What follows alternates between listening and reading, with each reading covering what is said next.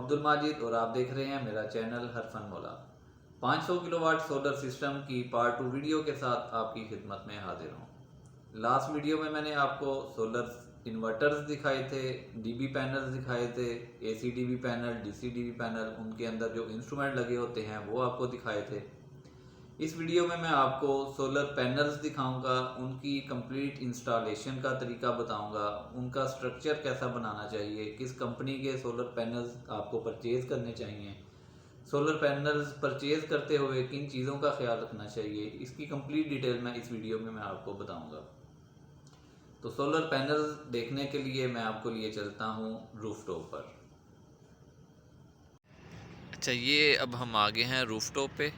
तो मैं एक दफ़ा पहले आपको सारा व्यू दिखा देता हूँ जो हमने 920 सोलर पैनल 545 वाट के इंस्टॉल किए हैं छतों पे।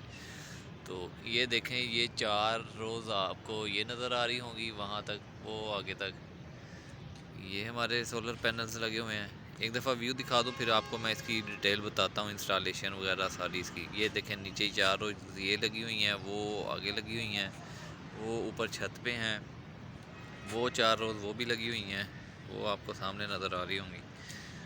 और इससे आगे मैं और दिखाता हूँ आपको।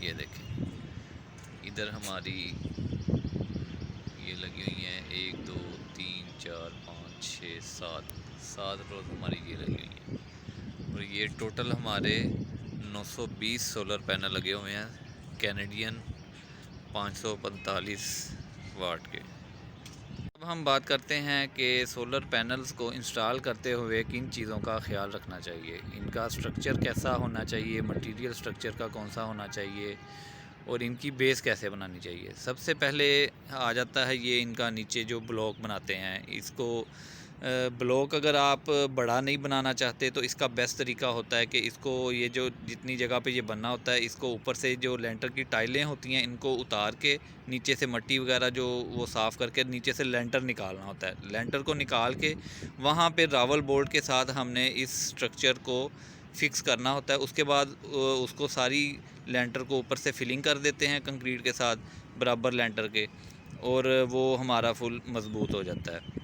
और दूसरा तरीका ये होता है, अगर आप लेंटर को इस तरह उधर से नहीं तोड़ना चाह रहे, मतलब लेंटर को नीचे से नहीं निकालना चाह रहे, टाइलें वगैरह नहीं उखाड़ना चाह रहे, तो फिर ये ऊपर ही आपको ब्लॉक बनाना पड़ता है और ये फिर थोड़ा बड़ा बनाना पड़ता है ताकि इसका वेट इतना हो कि जब कोई हवा आंधी वगैरह आए तो ये आपके पैनल्स जो हैं अपनी जगह से हिल ना सकें। ये ना हो कि ये हवा के साथ उड़ के तो जो आपके डैमेज हो जाएँ।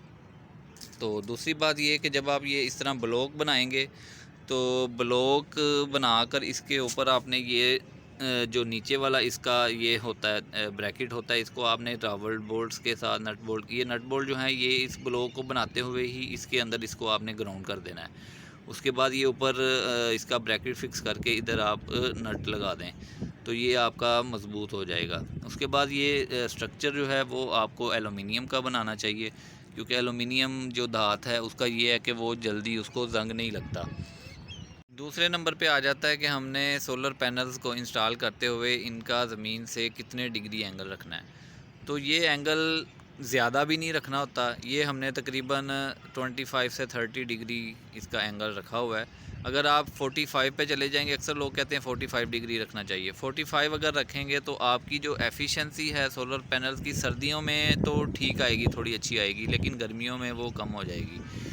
तो इसलिए ये जो एंगल है ये बिल्कुल स्टैंडर्ड एंगल है, इसमें आपकी सर्दियों में भी एफिशिएंसी सही आती है और गर्मियों में भी। मैं थोड़ा सा इसकी इलेक्ट्रिकल कनेक्शंस जो हैं उसके बारे में भी आपको थोड़ी डिटेल बता देता हूँ।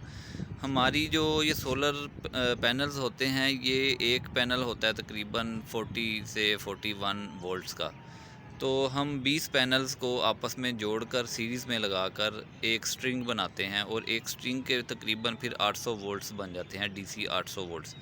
और इसकी जो केबल्स होती हैं वो इस तरह, ये देखिए ये हमने ये ट्रंच लगाई हुई है, तो इसके ये देखें पाइप्स के ज़रिए ये इन पैनल्स की इसमें ट्रंच में आ रही हैं केबल्स, ये इस ट्रंच में आ रही है। इस तरह ये ट्रंच हमारे नीचे जो हमारा पैनल रूम है ये देखें सारी सीधी जा रही है। पैनल रूम तक ये हमारी ट्रंच जाती है। ये हम ओपन नहीं केबल्स को डालते, डीसी केबल्स, क्योंकि इनमें वोल्ट्स ज़्यादा होते हैं, तो ओपन नहीं इनको डालना चाहिए और इनकी सेफ्टी भी हो जाती है इस तरह ट्रंच के अंदर। और दूसरा ये कि ये जो आपको साथ ये लाइन नज़र आ रही है, ये हमारी पाइप लाइन है, ये हमारी है पानी की पाइपलाइन। ये पानी जहाँ पे ज़्यादा बड़ा सिस्टम होता है, इस तरह पाइपलाइन साथ ज़रूर बिछानी चाहिए ताकि इनकी क्लीनिंग साथ साथ हो सके। अगर ये हम क्लीन नहीं करेंगे इनको, इनके ऊपर डस्ट जम जाएगी तो इनकी एफिशिएंसी बहुत डिक्रीज़ हो जाती है। तो इनको क्लीन रखना भी बहुत ज़रूरी है। उसके लिए हम ये सारे पानी के साथ कनेक्शन भी हमने ये किए हुए हैं। तो ये तकरीबन हर हफ्ते बाद 2 हफ्ते बाद इनकी हम रूटीन के साथ क्लीनिंग भी करते हैं। अब हम बात कर लेते हैं कि सोलर पैनल्स को परचेज़ करते हुए हमें किन चीज़ों का ख्याल रखना चाहिए। इसमें पहले नंबर पर आ जाता है सोलर पैनल्स बनाने वाली कंपनीज़। तो उसमें कैनेडियन सेल, जिनको, लोन्जी, जेए, ये कंपनीज़ टॉप पर हैं। इनमें से किसी भी कंपनी को आप सेलेक्ट कर सकते हैं, इनकी एफिशिएंसी तकरीबन सेम है। दूसरे नंबर पर है सोलर पैनल्स की टेक्नोलॉजी इस टाइम कौन सी लेटेस्ट है। तो उसमें है, पहले पी टाइप सोलर पैनल्स होते थे, वो एन टाइप आ चुके हैं। एन टाइप सोलर पैनल्स की लाइफ साइकिल जो है वो पी टाइप की निस्बत ज़्यादा है। जैसे पी टाइप सोलर पैनल्स का कहते हैं कि 25 साल तक इनकी लाइफ होती है, तो जो एन टाइप हैं उनकी लाइफ तकरीबन 30 साल तक है। और इसमें अब पहले मोनोफिशियल सोलर पैनल होते थे, अब बाईफिशियल आ चुके हैं। मोनोफिशियल सोलर पैनल्स का मतलब है कि वो सिर्फ अपनी फ्रंट साइड से रोशनी को कन्वर्ट करते थे इलेक्ट्रिकल एनर्जी में। जो हमारे बाईफिशियल सोलर पैनल्स अब आए हैं, वो फ्रंट साइड से तो सोलर एनर्जी रोशनी को इलेक्ट्रिकल एनर्जी में कन्वर्ट करते ही हैं, उसके साथ साथ अपनी बैक साइड से भी 5% तक लाइट को कन्वर्ट करते हैं इलेक्ट्रिकल एनर्जी में। या सादा अल्फाज में ऐसे कह सकते हैं कि इनकी एफिशिएंसी पहले वाले सोलर पैनल्स की निस्बत 5% ज़्यादा है। तो एन टाइप सोलर पैनल और बाईफिशियल सोलर पैनल्स हमें परचेज़ करने चाहिए।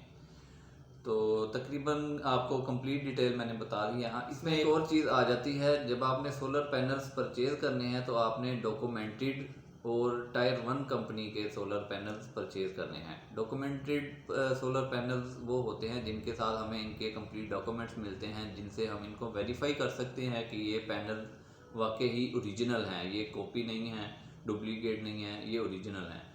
और दूसरा टायर 1 कंपनी जो होती है, वो कंपनी खुद सारा सोलर पैनल को तैयार करती है, मटेरियल से लेकर हर चीज़ वो खुद तैयार करती है, इसलिए वो सोलर पैनल ज़्यादा हमारे लिए एतमाद के काबिल होते हैं। मेरे ख्याल से कंप्लीट डिटेल मैंने आपको बता दी है। अगर आप लोगों के जहन में कोई भी किसी किस्म का कोई सवाल हो तो आप कमेंट्स में मुझसे वो पूछ सकते हैं, मैं आपको उसका कंप्लीट डिटेल बताऊंगा। अगर उस पर वीडियो बनाने की ज़रूरत पड़ी तो वीडियो बनाकर भी आपको समझाऊंगा। तो नेक्स्ट वीडियो में मैं आपको फिर सोलर इन्वर्टर्स की डिटेल बताऊंगा, उन कौन सी कंपनीज अच्छी हैं, कौन सी कंपनी का आपको इन्वर्टर लगाना चाहिए, और किस कैपेसिटी का जो सोलर इन्वर्टर है उसके साथ आपको कितने सोलर पैनल्स लगाने चाहिए, आपकी जो डीबीज़ हैं उनके अंदर जो इंस्ट्रूमेंट है वो किस कंपनी के आपको लगाने चाहिए। तो इसकी मैं कंप्लीट डिटेल नेक्स्ट वीडियो में आपको बताऊंगा, क्योंकि ये वीडियो काफ़ी लंबी हो चुकी है। तो नेक्स्ट वीडियो तक के लिए मुझे इजाज़त दें। अल्लाह हाफिज़।